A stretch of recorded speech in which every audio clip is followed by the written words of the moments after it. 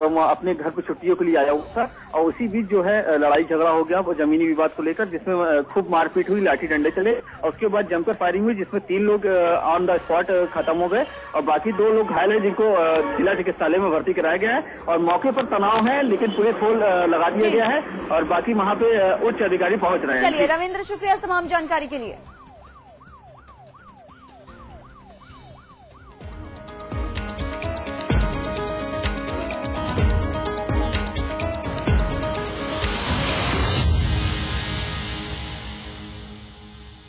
उत्तर प्रदेश के सरकारी महकमे में फैले भ्रष्टाचार की पोल एक बार फिर खुल गई है। दुबई से प्रत्यर्पण कर भारत लाए गए आतंकी फसी मोहम्मद का फर्जी ड्राइविंग लाइसेंस हाथरस के आरटीओ दफ्तर से जारी किया गया। लाइसेंस 1 सितंबर 2012 को जारी किया गया था। जब ये बात मीडिया में आई तो प्रशासन ने इस मामले में कार्रवाई करते हुए एक बाबू और एक आरआई को निलंबित कर दिया। बताया जा रहा है कि फंसी का लाइसेंस बिना जांच किए रुपए की बदौलत जारी किया गया था। आपको बता दें कि इंडियन मुजाहिदीन के आतंकी फसी मोहम्मद पर दिल्ली के जामा मस्जिद, गोलीकांड और बेंगलुरु के चिन्ना स्वामी स्टेडियम में ब्लास्ट का आरोप है।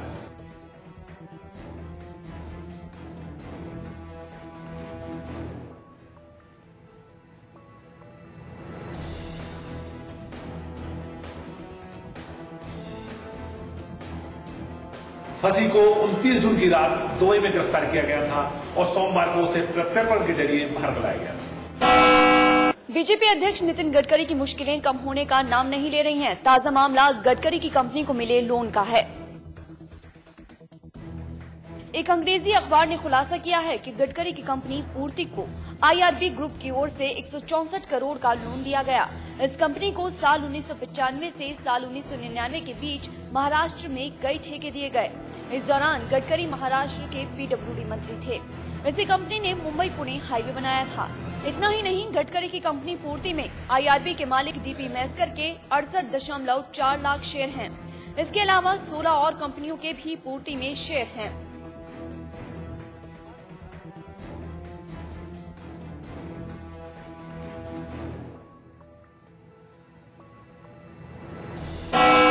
यूपी की जीत के बाद दौड़ शुरू होती है दिल्ली की ओर, यानी प्रांतीय की जगह राष्ट्रीय पार्टी बनने की कवायद। और इसी सपने को बुनने का पहला पड़ाव है समाजवादी पार्टी के नेशनल हेडक्वार्टर्स का शिलान्यास। निशाना साफ है कि अगर राष्ट्रीय स्तर पे जाना है तो अंतर्राष्ट्रीय स्तर का मुख्यालय जरूरी है।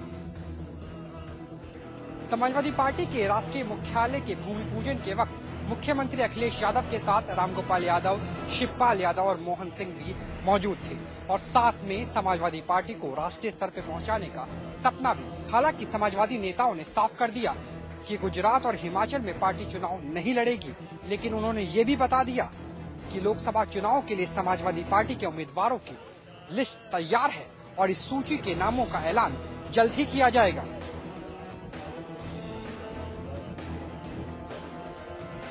जगह वो है जो परमानेंट ठिकाना होगा समाजवादियों का। ये बड़ी उपलब्धि माना जाए इसको। अब समाजवादी पार्टी पे अपना कार्यालय भी होगा और संचालन करने में सुविधा भी मिलेगी। जो टेक्निकल चीजें हैं उनके अनुसार तो पार्टी समाजवादी पार्टी राष्ट्रीय नहीं है, लेकिन गिनती के आधार पे कई राष्ट्रीय पार्टियों से भी बड़ी पार्टी है, दल है बड़ा। कार्यालय बन जाने के बाद नियमित समय से काम होता रहेगा और पार्टी के नेताओं को एक जगह मिल गई है बैठने की और समाजवादी विचारधारा को फैलाने की। दिल्ली की सियासत का रास्ता यूपी से तय होता है, ये कहना कभी बसपा का था अब सपा का है। अखिलेश की जीत और भूमि पूजन के साथ इसकी शुरुआत तो हो चुकी है, लेकिन मुख्यालय की इमारत और सियासत की इमारत बनना अभी बाकी है। जनता को खुश करने और अपने चुनावी घोषणा पत्र के वादों को पूरा करने में जुटी समाजवादी पार्टी की सरकार अब जल्द ही अपने एक और चुनावी वादे को पूरा करने की तैयारी कर रही है। खबर है कि समाजवादी पार्टी जल्द ही सूबे में गरीब महिलाओं को 2-2 साड़ी और पुरुषों को कंबल बांटेगी। सूबे की सरकार ने 2 करोड़ महिलाओं को साड़ी और 50 लाख पुरुषों को कंबल देने की योजना बनाई है। इससे पहले सीएम अखिलेश यादव ने बेरोजगारी भत्ता और कन्या विद्याधन बांटकर जनता के बीच ये संदेश देने की कोशिश की थी कि समाजवादी पार्टी ने विधानसभा चुनाव से पहले जो वादे अपने घोषणा पत्र में किए थे वो एक एक करके पूरे किए जा रहे हैं।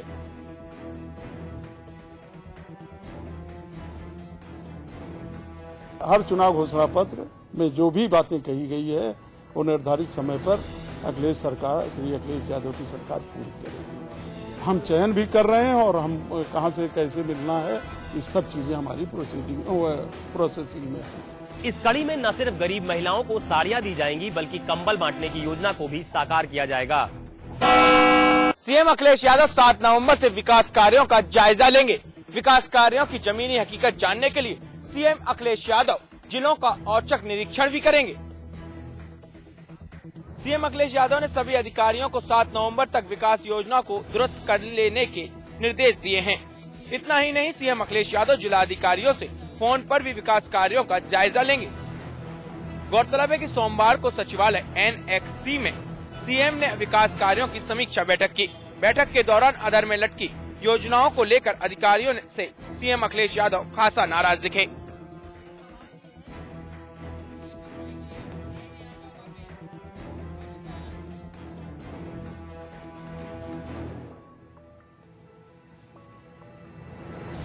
इसके बाद सीएम अखिलेश यादव ने अधिकारियों को विकास और जनहित से जुड़ी योजनाओं में तेजी लाने की हिदायत भी दी है। उत्तराखंड की विजय बहुगुणा सरकार 3 अतिरिक्त सिलेंडर देने जा रही है। कांग्रेस आलाकमान के इस फैसले को अमली जामा पहनाने के लिए फिलहाल सरकार मंथन में जुटी है। सूबे के कैबिनेट मंत्री प्रीतम सिंह के मुताबिक सरकार इस मामले में जल्द ही खाद्य विभाग के अधिकारियों और पेट्रोलियम कंपनियों के प्रतिनिधियों के साथ बैठक करेगी। इस बैठक में योजना को लागू करने को लेकर चर्चा की जाएगी। ये अच्छी बात है कि सरकार कसरत में जुटी है, लेकिन अब यह देखना दिलचस्प होगा कि आखिर इसे लागू होने में कितने दिन लगेंगे।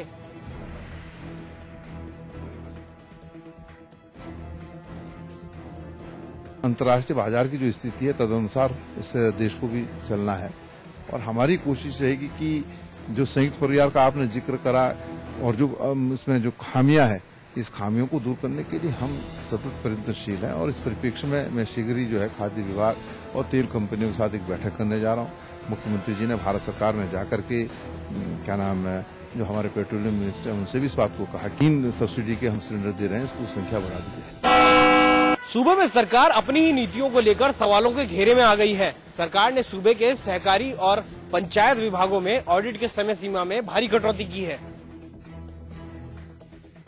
सहकारी और पंचायती संस्थानों में सरकार ने ऑडिट करने के दिनों में 90 से 97% की कटौती की है। ऐसे में पहले जहां ऑडिट के लिए 100 दिन होते थे, वहीं अब 2 दिन में ऑडिट के निर्देश दिए गए हैं।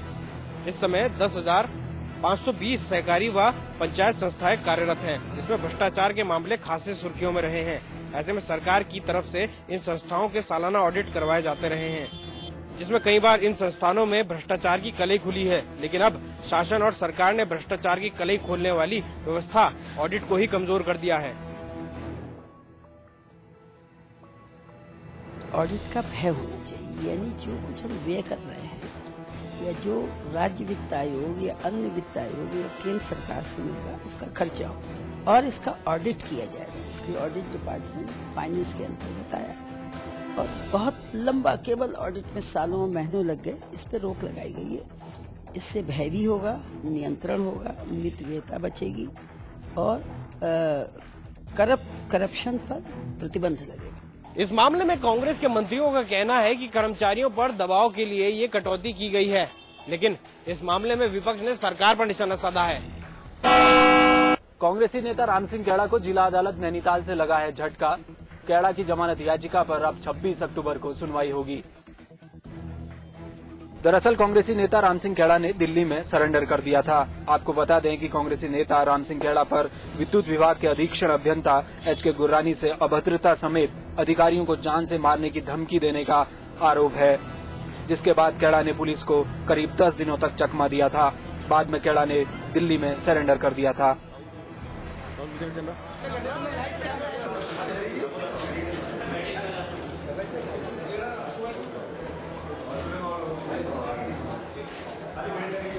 नैनीताल जिला अदालत में फिलहाल राम सिंह कैड़ा की जमानत याचिका पर सुनवाई नहीं हो पाई है, लिहाजा अब कैड़ा को कुछ और दिन न्यायिक हिरासत में गुजारने होंगे।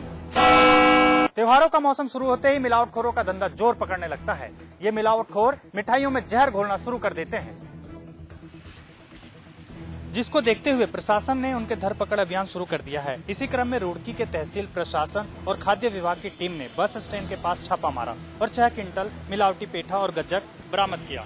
प्रशासन के कार्रवाई के बाद मिलावटखोरों में हड़कंप मच गया है। ये मिलावटी पेठा और गज्जक आगरा से हरिद्वार, ऋषिकेश और रुड़की लाया जा रहा था। मौके पर मौजूद अधिकारी का कहना है कि वे मिलावटखोरों के मंसूबों को कामयाब नहीं होने देंगे।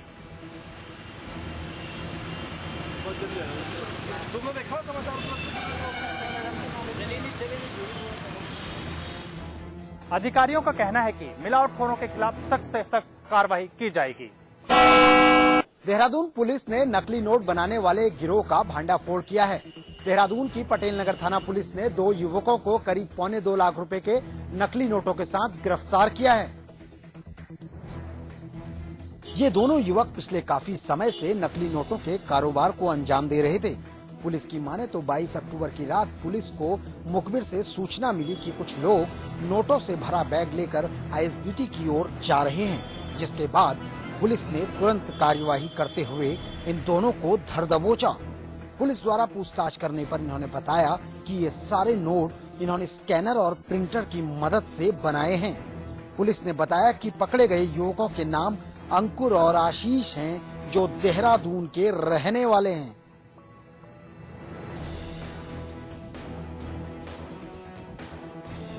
पौने 2 लाख के फेक करेंसी हैं, 50 के नोट के जो फेक करेंसी 2.25 लाख के हैं, इनको कल शाम को बाईपास की तरफ हमारे पुलिस ने इंटरसेप्ट किया। ये इनका था और ये मार्केट में उपलब्ध कराने जा रहे थे। इसमें और फर्दर हम लोग जांच कर रहे हैं। हमारी आईबी की टीम यहाँ आई हुई है, हमारे अलग की टीम इसमें जांच कर रही है।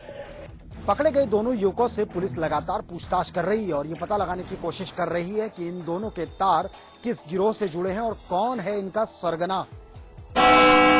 जालौन में चोरों ने एक ज्वेलरी की दुकान का शटर तोड़कर लाखों की चोरी की वारदात को अंजाम दिया। हैरानी की बात यह है कि इस इलाके में पहले भी कई बार चोरियां हो चुकी हैं। बावजूद इसके पुलिस किसी भी चोरी का खुलासा नहीं कर पाई है। दरअसल बीती रात एक दुकान से चोरों ने शटर तोड़कर लाखों रुपए के चांदी के कीमती सामानों को लेकर फरार हो गए। सुबह जैसे ही दुकान से चोरी की खबर दुकान मालिक सुनील सोनी को मिली तो हड़कंप मच गया। दुकान मालिक ने चोरी की सूचना पुलिस को दी।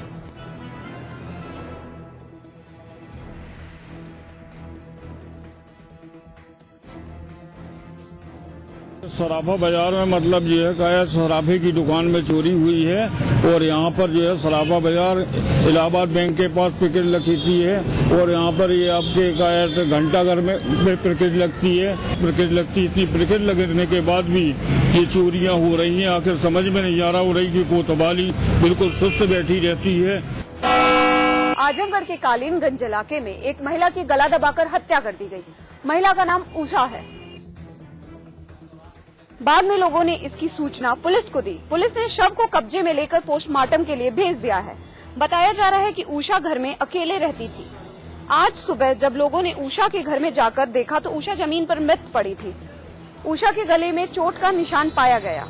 इसके बाद लोगों ने इसकी सूचना पुलिस को दे दी। फिलहाल अब पुलिस जांच में जुट गई। उषा की हत्या किसने और क्यों की?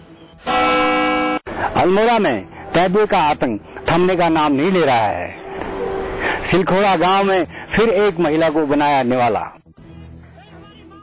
10 दिन में कैदियों के हमले से कुल 3 महिलाओं की मौत हो चुकी है। बताया जा रहा है कि शाम के वक्त महिला अपने घर के पास घास काटने गई थी, जहां कैदियों ने हमला कर महिला को मार डाला, जिसके बाद इलाके में सनसनी का माहौल है। ग्रामीणों में वन विभाग और प्रशासन के खिलाफ भारी रोष है। कैदियों के हमले से वन विभाग की नींद उड़ चुकी है।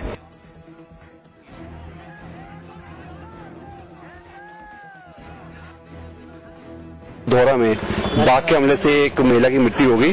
महिला का नाम शीला है, पत्नी हिम्मत सिंह है और यहाँ पे उसकी ऑन स्पॉट ही डेथ हो गई है। तो जैसे ही हमें सूचना मिली प्रशासन, पुलिस प्रशासन यहाँ तुरंत मौके पे पहुंचा है और यहीं पे अभी पिंजरा लगा दिया गया है और कॉम्बिंग शुरू कर दी गई है। गांव वाले कैदियों के खौफ से जीने को हैं मजबूर। वहीं बेबस है वन विभाग। प्रतापगढ़ में सड़कों की हालत खस्ता हाल है, जिससे शहर के लोगों को काफी दिक्कतों का सामना करना पड़ रहा है। शहर की सड़कों पर जगह जगह खड्डे हो रहे हैं, जिससे यात्रियों को काफी परेशानी का सामना करना पड़ रहा है। धूल मिट्टी के चलते लोगों को खांसी, दमा जैसी बीमारियां भी हो रही हैं। शहर की सड़कों को 4 महीने पहले बनाने के लिए खुदवाया गया था, जिसके बाद सड़कों में मिट्टी डालकर छोड़ दिया गया। अधिकारियों और ठेकेदारों की मिलीभगत से सड़कों का निर्माण नहीं हो पा रहा है। वहीं इस सड़क से सूबे के बड़े अधिकारी